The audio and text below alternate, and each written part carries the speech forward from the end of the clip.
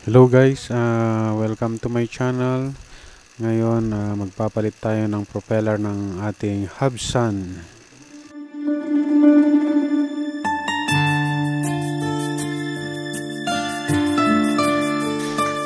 At ito nga, makikita natin na tabingi na ito at dinikitan ko na lang ng epoxy yung dating propeller niya.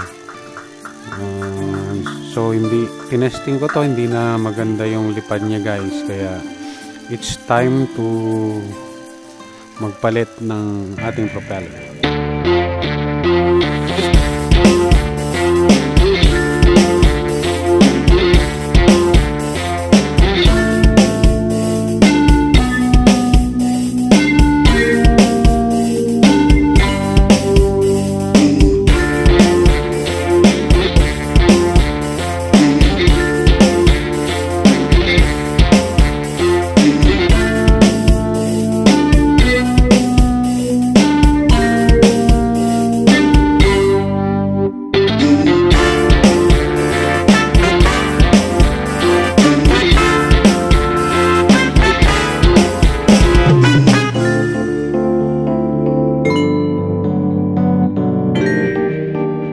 At eto na nga, dumating na yung ating order galing sa Lazada, sa online.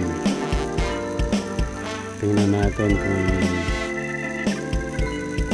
maganda ito. Ito ay replacement lamang. So hindi ito yung original talaga kasi mahal yung original. So ito ang ikakabit natin. Ang pagkabit dito guys ay merong clockwise at counterclockwise.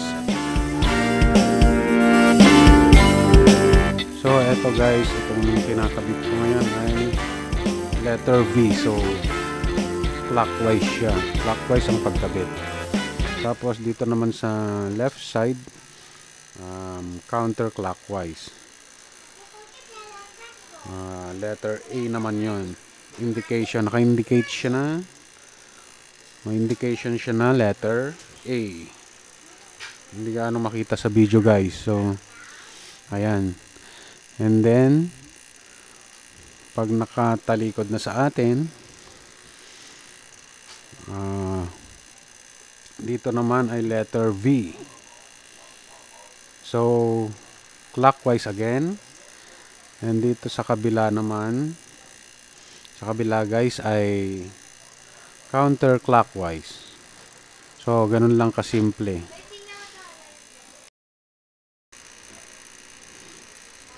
Eto guys, mas maganda na i-check maigi kung okay na yung tamang higpit ng ating propeller para iwas disgrasya kung sakali.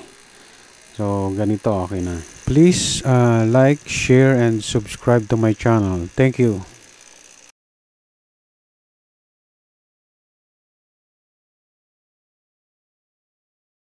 喵喵喵喵喵，在你面前撒给脚，啊呦喵喵喵喵喵，我的心总蹦蹦跳，没人傻你的花笑，你不说爱我，我就喵喵喵。Dalawa yan.